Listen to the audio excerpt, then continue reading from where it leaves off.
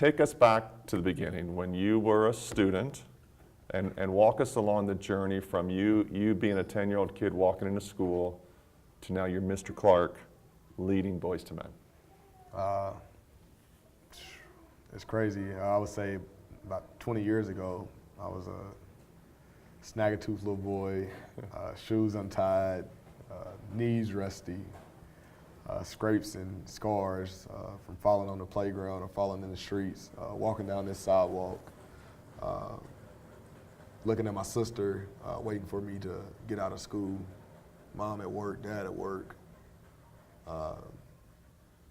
traveling in the same shoes that these young men are traveling in. And up until now, it's just been a grind, just a relentless grind, just actively pursuing everything that I sought out as a kid, traveling down that sidewalk. Used to be scared going down that sidewalk when the street lights wasn't on and it was becoming a little dark outside, and traveling down that road and looking around and being aware of my surroundings and really figuring out who I am. And to be where I am now, leading these young men has been a blessing. Sounds like it's, you mentioned the grind. So what was the big step? What was the break? Whatever you want to call it. There was a lot of steps. I would say that I felt like every step was a big step. I used to sit in Miss Shanklin's classroom as a third grade student, sitting in her rocking chair. I got a picture of me sitting in her rocking chair, and I had a book in my hand. And growing up, I didn't really know how to read. Like first, second grade, I mean, my reading was not good. I mean, I wasn't even an average reader. I was below average. And Miss Shanklin took her time out to help me read. She's not here right now, but I would say that the big step was she put something in me. She put a fire in me. When I left third grade, she said, "I will follow you for the rest of your life." For a teacher to say that, that meant the world to me. Just a quick story about Miss Shanklin and the impact she had on me. As a third grade student, when she said, "I will follow you," by sixth grade, she passed away. I remember her passing away, and I felt like I lost my mom or somebody that, is somebody that meant the world to me. But when she said she would follow me, I didn't know what that meant. As I got older, I began to understand what that meant. In sixth grade, I had her sister, Miss Graham. Freshman year of high school, I had her nephew, Coach Glass. He was auto mechanics. From there, I bumped into one of her nieces. Her son, Mr. Shanklin, played an ample role in my life as a coach, mentor, man, poured into my cup when I was feeling empty. And then I got to college as a freshman at Austin Peay State University, walking into this academic advisor's office. And here this lady is with these Shanklin eyes, because Shanklin's eyes is, when you look at the Shanklins, they're just, they're different. But they're unique, and I knew that she was a Shanklin when I walked in the door. Her name was Miss Sonia Bain. She was my academic advisor. It was Miss Shanklin's daughter. Wow. I'm looking at Miss Sonia, and I'm looking at this picture, and I'm looking at Miss Sonia, I'm looking at this picture. I'm like, and she's like, "Yeah, that's my mom." And she was my academic advisor. At Austin Peay. At Austin Peay. And that was the step from third grade to me graduating college. I mean, I talked about me being academically suspended at Austin Peay. To just sit in that room with Miss Shanklin. I knew Miss Shanklin was in there, and for her daughter to follow me through my college journey, it started here. Yeah. So tell me about getting to Austin Peay. So you played football at Bowling Green High School. Yes, sir. Okay. So walk me through that process. I know you've mentioned Coach Wallace. Yes, sir. Well, as a freshman in high school, I was your average young street guy. I was street smart. I was book smart as well, but I was real street smart. I was in the streets. I was running around just doing a lot of things that I didn't have no business doing. I had a peers group that we were influential to each other. And as a freshman, my grades wasn't good. it wasn't until my sophomore year when I was having some life problems. I was going through a lot of depression, a lot of anger, just towards previous situations that happened at home. I sat in Coach Griff's office, and Coach Griff was amazing to me. When I speak of Jeff Griffith, he's a head football coach at Warren East. He changed my life, and I can remember him saying, and coaches always reminisce. They be like, "You're the golden child. You can't do anything wrong in Coach Griff's eyes." I can go to school and tear up the school, but he would be like, "You're all right. You didn't do nothing wrong. You're gonna be all right." I kind of sit back and talk to coaches now, and it was almost to a point of time I was almost kicked off the football team, or I had a real nasty attitude about me, and he grew me. I sat in his office and he said, "Mookie," that's my nickname. He was like, "Do you want to go to college?" "Yes, sir." "Do you want to play football in college?" "Yes, sir." "Well, let's look at your academics. Let's look at your transcript." And he began to dissect, and he was amazing at just dissecting and guiding and provide me the tools. And between Jeff Griffith and Karen Sweeney, Coach Wallace, Mark Spader, all of those guys during that time helped mold and shape me from my freshman year in high school to my senior year in high school to get me to Austin Peay. I didn't become academically eligible until my senior year last semester. Off of a real healthy relationship with my English teacher, Miss Martin. We got off to some battles, but she kind of understood the young man I was trying to become, and she believed in me.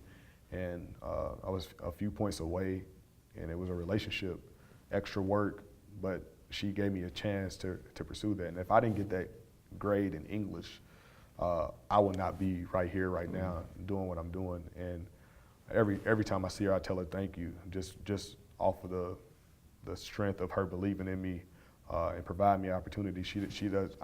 I think she knows now. Then I think it was just a thing, but she changed my life. And for me to get to Austin Peay, it took a lot of grind. That's my big thing. I say grind hard, stay focused. And it took a lot of grind to get to Austin Peay. And just from high school, my senior year, with the tragic situation with my granny. I remember my aunt Regina walking in when I had got a lot of offers.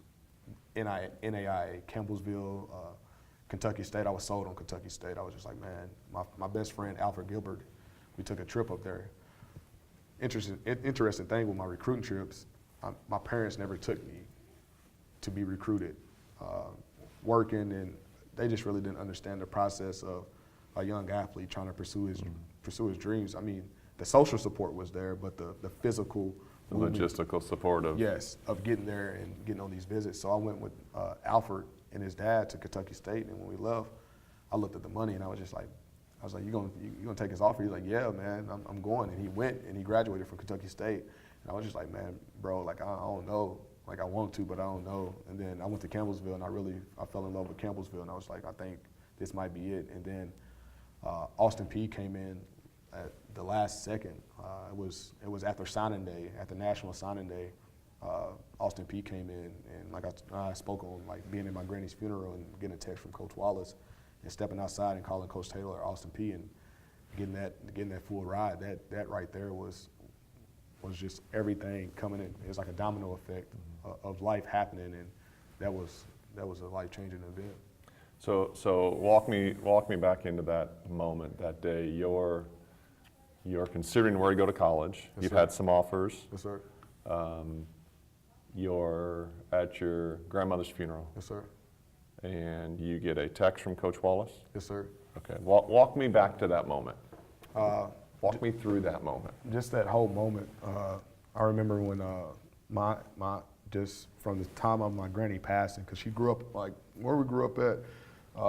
My cousins, my aunt Regina, she lived on Scott Way, so I could actually, like sitting right here, I can look at her house. And then right down the hill, directly behind this apartment, it was our house or our home, our apartment, 246 B Harlow Way. And then right down the street, right in front of Mount Zion Baptist Church, that's where my granny lived up, and that's where all my childhood memories are. It's from just traveling in that triangle through the backyard, up to my Aunt Gina's house, down the street to Grandma's house. Me and my cousins ran around. But when she came in and she had told me that her mother had passed, you know, that broke us. You know, that whole structure and family dynamic, the queen of our family, we lost her, and that kind of ruffled a lot of feathers in our family. So to be sitting in her funeral and looking at her casket, and you know, I mean, it was just to look down on my phone and be like, oh, by the way, I mean, dang, I got an offer from Austin Peay. Grandma, you looking out for me? Like, Did you have other offers? I had an offer from Campbellsville. I had an offer from Kentucky State. Lindsey Wilson might have had a package. I was offered to walk on at Buffalo, New York. That was my D1 offer. Well, I wouldn't say offer, but it was you know how they prefer walk on. I had that, but Austin Peay was my only full ride scholarship offer. Like, it was meant to be. When I stepped out, I was at Burnham and Sons, just sitting down in Grandma Ruby's funeral, and I stepped out, and I had called just to secure it. And I mean, Coach Taylor was ecstatic, I was ecstatic, and we made it happen. And from there, like, it was a grind. So you get to Austin Peay as a freshman. Yes, sir. You leave the triangle. Yes, sir. And you get to Austin Peay as a freshman. What's that like for you? Going in, I knew I had a chance to compete and play. Within our system in Bowling Green High School, we play a number of coverages that was an easy translation to Austin Peay, like cover 2. I know I short flats, see number 2 receiver come out, break on it, bust them. Cover 3, I know don't get beat deep. Then the biggest adjustment for me, as far as athletic-wise, was learning how to play man-to-man coverage. That was an adjustment because we never did it in high school, but I was able to adjust with that as well. Academic-wise, I was rough. I thought I had it all figured out, and I didn't. I was stepping into classrooms. I was having problems with my teachers. I don't know kids that have problems with college professors, but I know I did with several of them. During my freshman year at Austin Peay, I met with Sonia Bain multiple times, my academic advisor, about, you know, not just athletics, but academics and my behavior in college. I was struggling. I was dealing with a lot of anger issues, just quick-tempered. I got kicked out of a couple classes in college, just really angry. But during my freshman year, I played as a true freshman. I started in over 9 games my freshman year, and I played really well. I think there was a couple of games where I had 9 tackles. We went to Wisconsin. Wisconsin was top 5 in the nation during the time when I was hitting their running back, John Clay. He's like 6'2", 260. Backup running back, Monte Ball. The backup running back behind Monte Ball was James White. He's at the Patriots now and won a Super Bowl. And I played at a high level as a freshman. Athletically, I excelled as a freshman. Coach Christopher always used to tell me, like, if you stick with it, you know, you're gonna have a chance to make it. You remind me of this guy that plays for the Kansas City Chiefs. My coaches always did a good job of comparing me to people, and I began to try to form that image and play like it. But academically, I wasn't there.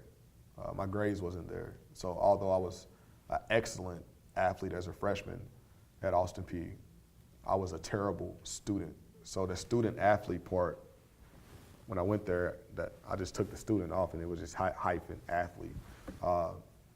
That is where I struggled. My GPA was terrible. My grades was terrible. I think I had a couple Fs on my transcript. So what happened after my freshman year when I finished playing, I was put on academic suspension. Within academic suspension, that means I had to leave campus. That means the athletic program wasn't gonna pay for my dorm or wasn't gonna pay for me to stay there. So December of my freshman year, I wasn't driving. I had to call my mom, pack up my dorm room. My roommate was T. Hal, and he was just like, "Dang, bro, I'm gonna miss you." And I was like, "Man, I'm gonna miss you too." Packed up my dorm room. He had the whole dorm our dorm room to itself basically. I think he might have had a roommate come in, but it was later on in the year, that spring. But yeah, I packed up my dorm room and I came home. I was right back on Harlow Way, figuring it all out again. What'd that feel like? I was depressed. I was sad. I was frustrated. I was never scared. I could say that. I wasn't scared. I knew I had to figure it out. I was disappointed. I think it's the big word, was disappointed. I think during the time I was home, I never stepped foot on Bowling Green High School's campus. Is that because you were embarrassed? I was embarrassed, but I really didn't want to hear any negative feedback. Okay. Because sometimes as a kid or as a young adult, you begin to realize that there are certain things that can be said to you that can damage your mindset. And I didn't want to go out there and they tell me, "Well, I'm really disappointed in you. What are you doing? You're silly. You're stupid. You blew it." Words like that will tarnish a kid that comes from these circumstances. So I avoided it. I didn't. And when I was ready, I went out there and I was able to speak on it. But I worked in factories. I worked at Magna. I worked at Pan Austin. I worked at Magna Car Top Systems, making car tops. I worked at Country Oven Bakery. I worked at Home City Ice. Within that span of 4 months, I worked 5 different jobs because you hired through Express, temporary agency. Temporary, you just go wherever they say. You go wherever you say. So you go within a few months of playing high-level college football Yes, sir. to whatever factory they're going to send you to. That's where you're going that day. Yes, sir. And yeah. And so how do you get back to Austin Peay? How do I get back? Within that time, I was working in these factories. I was working out. So I would go work 12-hour shifts, 8-hour shifts, whatever it's called, and then I would go work out. And I always stayed fit. I remember working at Home City Ice, and Coach Taylor actually came down from Austin Peay. He's like, "Oh man, Coach Chris, he just renewed your scholarship. You need to sign this document." And I signed that document at Home City Ice and faxed it back to Austin Peay through Home City Ice. But Coach Taylor actually visited me at Home City Ice. So they were willing to give you another chance. Willing to give me another chance. Coach Christopher believed in me. He believed in the man I was becoming. He probably knew I was going to become this person before I even knew it, because people see potential in you. And he seen that potential in me, and he stuck with me. And so I renewed my scholarship. And you have to get your grades back up? Yes. Okay. So I entered summer school at Austin Peay. I went back in June. I moved into Nick Newsom's apartment, and he's a running backs coach at Georgia Tech now. But I moved into his apartment at University Landons in Clarksville, and from there I began to get my feet wet again. I linked back up with my boys. We began to work out. I was taking classes. I took some classes to get my credits back up, and I was able to make myself academically eligible through that work that I did that summer, and that put me back on the field in the following fall for my sophomore year. Okay. And so you go on to have a successful college career. Yes, sir. You graduate. Yes, sir. And then what's next after that? During the time I was graduating, I started coaching. Considering that I was removed from campus for academic suspension, that pushed my graduation date back extra semester. So I was ball boy for another fall after playing, because that was my work back to them to pay for my last semester. Within being a ball boy and working at Bowling Green High School and coaching, that's kind of where I found my itch. Coach Wallace put me on the staff. I think I began my senior season ended December 2013. I started coaching in January 2014 on Coach Wallace's staff, and then I graduated from Austin Peay December 2014. Okay. So within that year, I was beginning to find my niche in coaching. Okay. And then when you're on the staff, that's how you got back involved with the program here? Yeah, yes, sir. So the unique part is when I was in college, I always used to come home and host mini workout sessions. Danny Carruthers was excellent at getting me out of my comfort zone and get me on the field to give back. And we'll host some workouts, and kids will come out here and work out in this field. We have ladders and cones, and I'm just running around as a college kid, just teaching kids just movements. I trained a lot of kids that went through the Bowling Green High School program. Some of those kids actually came back to me in that program that I started training when I was an athlete in college. And that's kind of how I found my way into Parker-Bennett, is through athletics and training kids in the community. Okay, all right. What are some of the other activities that Boys to Men, we talked a little bit about going to Outback or things like that, but I know you've mentioned to me about kind of like the overnight stays, Yes, or like the breakfast with dads. Yes, sir. That breakfast with dads was it was inspired by me and my son. Me and my son every morning. I think we even seen you at Corner Bakery one morning with Matt Islet. We was just eating. I think that morning I actually talked to him about breakfast with dads, and it was just inspired through just morning conversation, morning prayer with my son. And I was just telling him, like, man, we need to do a big old breakfast with kids so they can eat with their fathers or a man just like you have. And he understood that, and he was like, yeah, Corner Bakery can be our sponsor. And then Corner Bakery became our sponsor. So it's kind of one of those things of speaking something into existence and making it happen. So Breakfast with Dads will be an annual event that we'll host every year. Another event coming up, Love Your Mother Dinner, that will be sponsored by Montana Grill. That will be taking place with Bristow Elementary Boys to Men. And we'll be offering moms a chance to get out with their kids, more importantly, their sons and daughters, to enjoy a feast, but more importantly, teach those kids how to treat their moms with respect. I think that's very big. We'll be hosting a Boys to Men all-in-one summer enrichment program this summer. We have 2 sessions. We have one in June and then one in July. All-in-one, basically that means we'll offer educational activities, science, math, literature, reading, English, writing, just to name a few.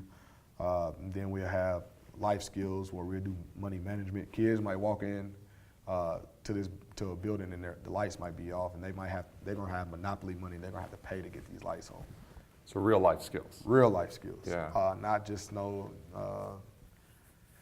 fall down, pick somebody up type life skill, but real life skills, and them learning how to manage money, learning how to socialize, learning how to publicly speak, and it's a lot of activities. And then we do the sports all in one. We have basketball, football, track and field, soccer, baseball. We have camps for each one of those during those weeks when we do this program, because we want to offer these kids everything. We just want to throw it at them and see how they respond, because if we never throw it at them, they never learn it. What do you need help with? I need help with men getting involved, more men. Thankfully, I have mentors and volunteers that are consistent at Parker-Bennett, but I know there is a need as Boys to Men begins to expand, which we have a few schools that would be implement Boys to Men next year. Alberton Elementary, Warren East Middle School, they're going to need men in the community to step in because it's transitioning. So now we got to figure out how do we transition this program from elementary school level to a middle school level and gain the same type of support. We need clothing, dress shirts, khakis, black pants, tie donations are highly appreciated. We have a tie color system, karate style tie color system that I'm implementing at the majority of our schools right now. So we'll take tie donations just to get it started, but if we can get tie donations, dress shirts, like I said, khakis, ties, food sponsors, partnerships, anybody that's looking to partner with us, we would love to have them get involved. We're looking for venue space. My goal is to have my own building one day to provide after-school programming. So I would need building and land. Boys need space to run. They need fields to run in. So I would like to have a building to do these things that I'm doing every day. I mean, I want to make this my life. So. Tell me about, last time we talked, you had mentioned about your sister. Yes, sir. And feeling like you know you're on the right path. Yes, sir. Tell me, start from the beginning again on that with me.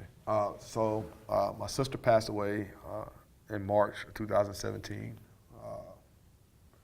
She had a brainstem surgery. She had some fluid around her brainstem, and they were trying to remove it. And it was like a 50-50 chance going in and she took that chance. Actually talked to her before she went in that morning to get her surgery. I was supposed to be in Chicago on a coach's clinic, and I didn't go because it just didn't feel right. I was like, no, I need to be home.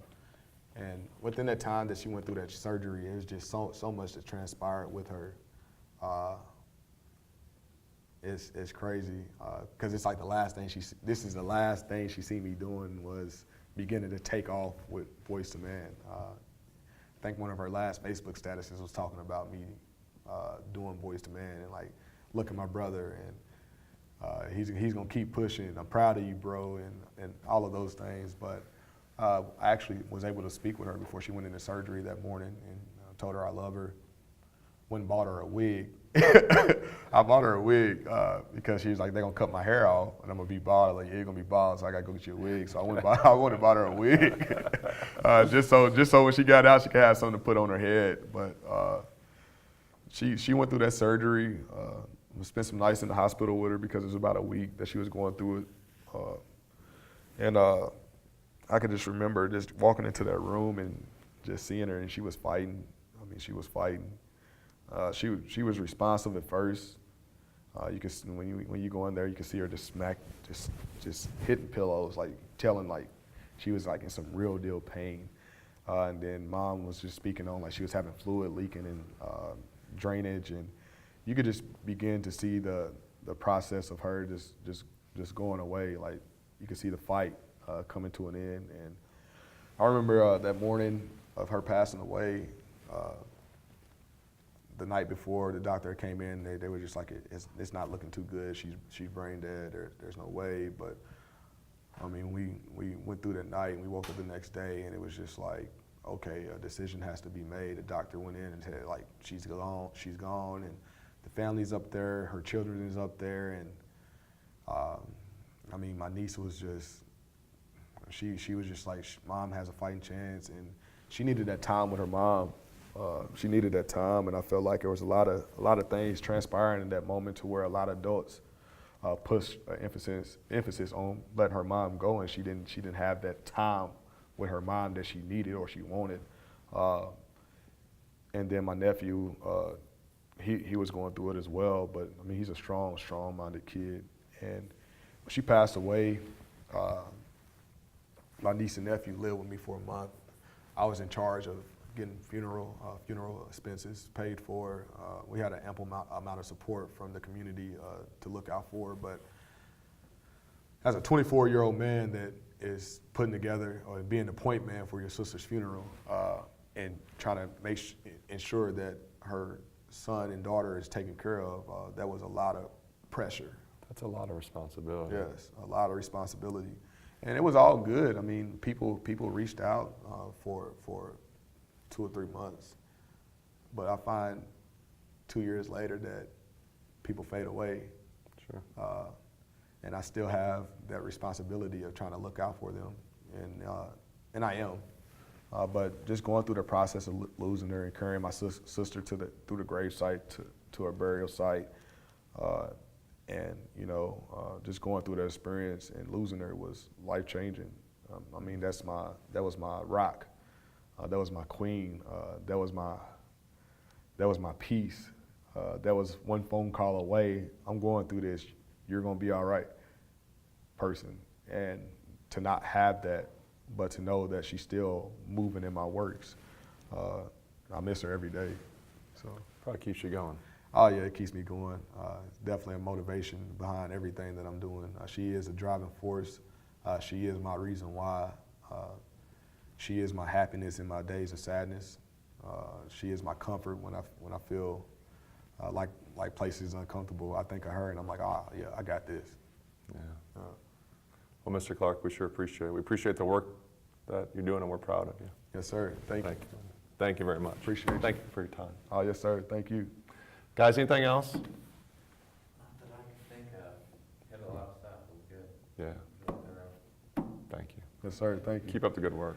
Oh, yes, sir. We'll let you get on with your day. Yes, sir. Thank you for taking time. Oh, yeah, no problem and then, at all. I'll circle back to you. Yep. Probably take us a couple weeks to get stuff put together and edited. No biggie. But look forward to sharing it with you. Yeah, I'm looking forward to seeing it. I appreciate you guys. I really do. I really appreciate it. Yeah.